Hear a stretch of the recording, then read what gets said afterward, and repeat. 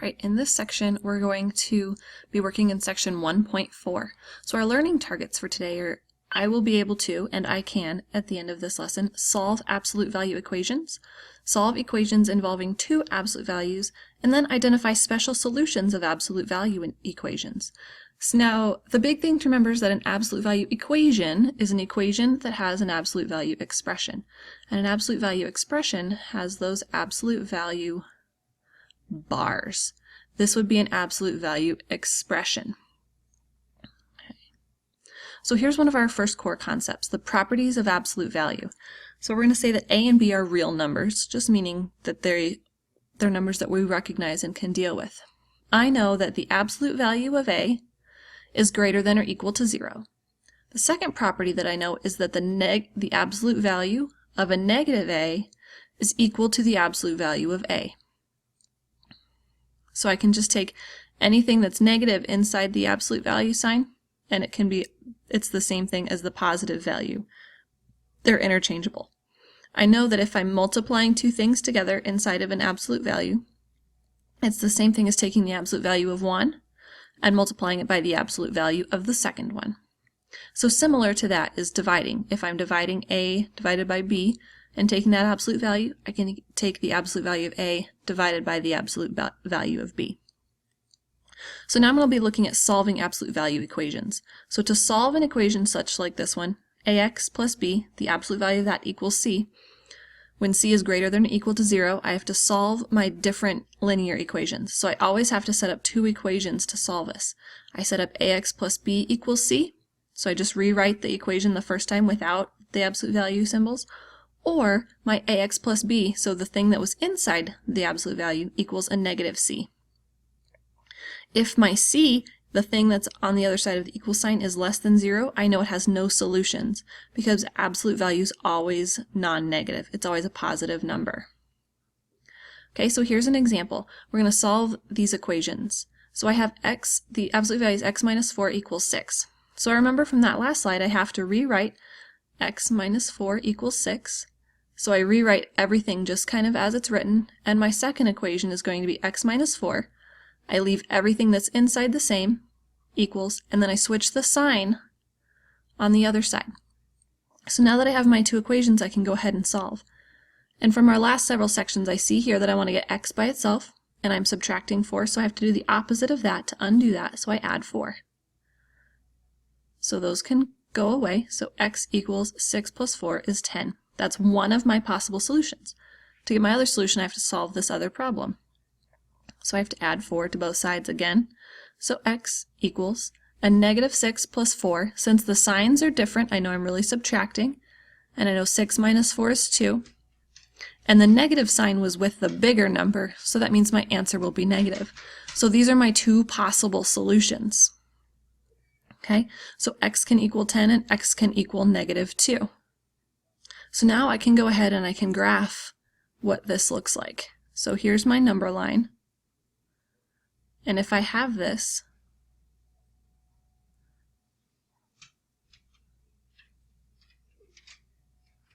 negative 10, we'll just make a simple number line here. So if I'm graphing this, my x equals 10 and my x equals a negative 2. It would go right about here. So then I see that here's the middle, right in between these two solutions of mine, the two dots that I made, the two solutions that I have. And this would be this is our 4. So I know that each of these values is 6 away from 4. Each value is 6 numbers away from 4. So that's kind of what we're looking at, so we can double check and make sure that we're right. So now I want you to go ahead and try example B and see what you can come up with. So here's a couple of examples that you can try on your own. I want you to go ahead and solve this one right here, just for some practice. So here's another example, right? We're making this a little bit more difficult because we're adding another value on here. The first thing I always have to do is get the absolute value by itself. So I see that this absolute value is over on the left side with this negative 10. So in order to get rid of that, I have to add the 10 first, to both sides. And remember, I always have to add things, do the same thing to both sides of the equation. So now I have the absolute value of 3x plus 9 equals, those go away, negative 4 plus 10 is a positive 6. Now that the absolute value is the only thing on the left side of the equation, I can go ahead and write my two equations. So I have 3x plus 9 equals 6. And then I also have my 3x plus 9, everything that's inside equals, and then I switch signs, negative 6. So let's solve this first one. So I see that we're adding 9, so I have to undo that by subtracting 9. So I'm left with 3x equals 6 minus 9 is a negative 3. Then I'm multiplying over here, so to undo my multiplication, I divide by 3. So x equals a negative 1. That's one of my solutions. So now let's go solve this other equation. So I want to start the same way. I have to subtract 9. So I end up with 3x equals negative 6 minus 9 is a negative 15. Again, I see that I'm multiplying, so I have to undo that by dividing. So I end up with x equals a negative 5.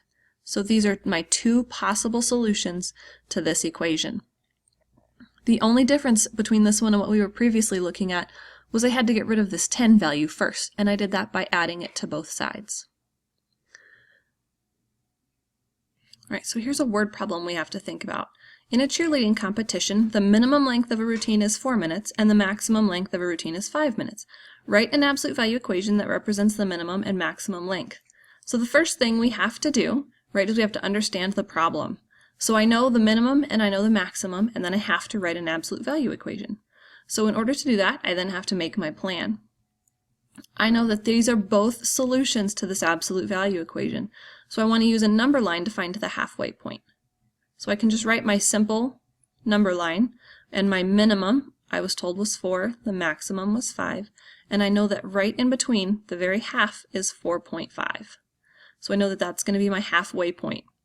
I also need to know the distance between the halfway point and my other values.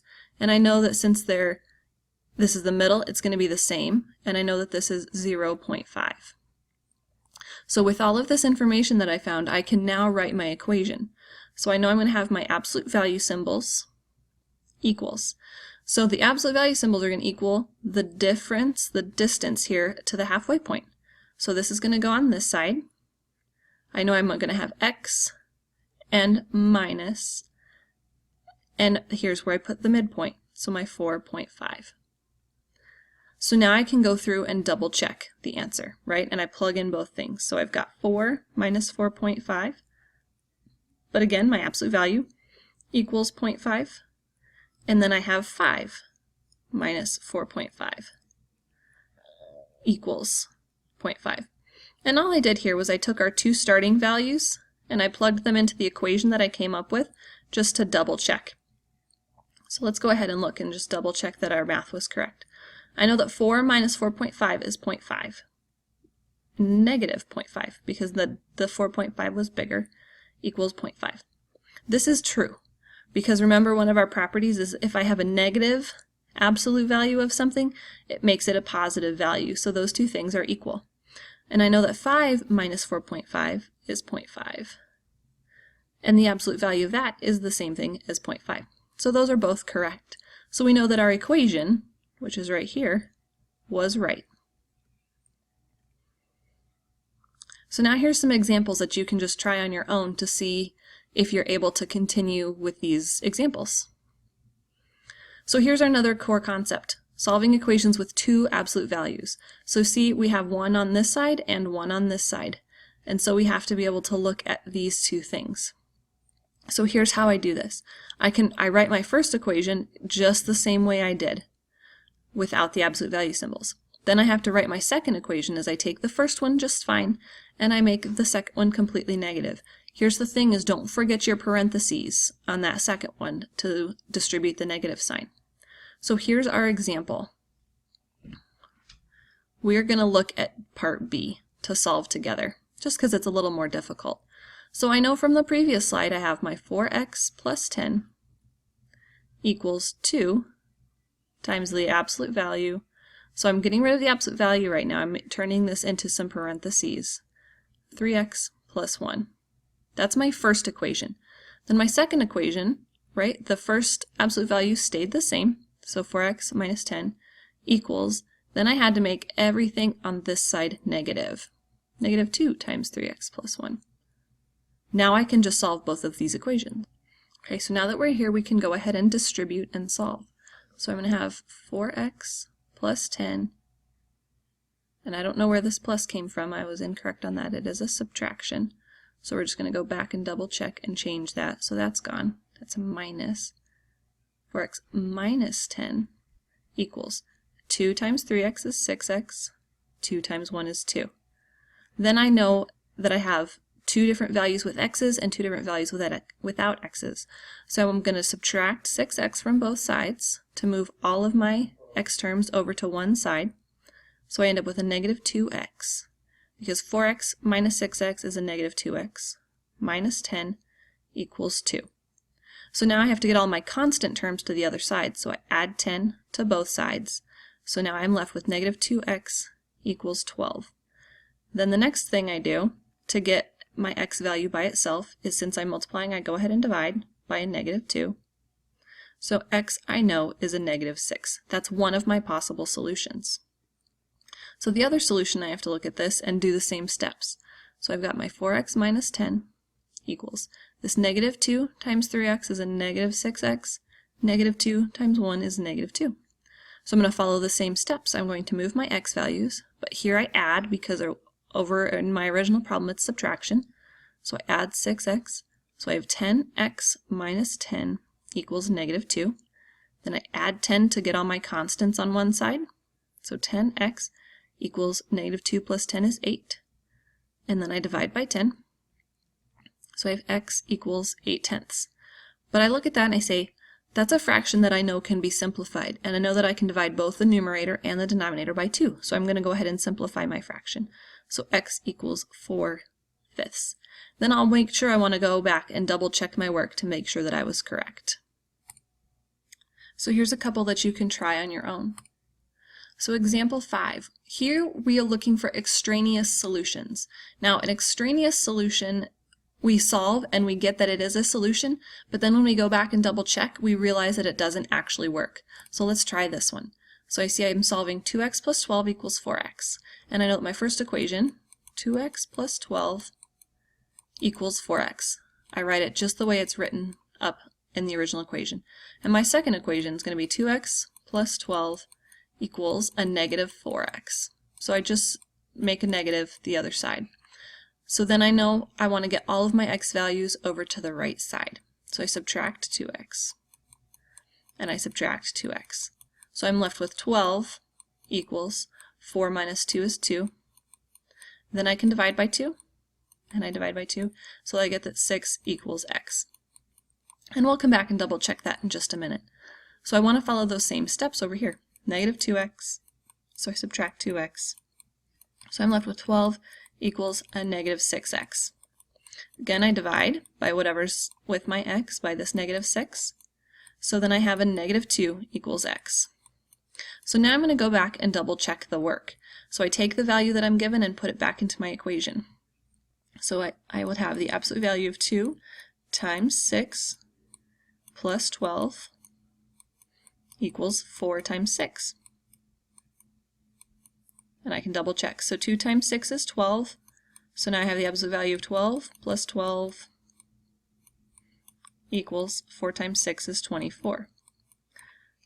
So I can just see this, that I have the absolute value, 12 plus 12 is 24, equals 24.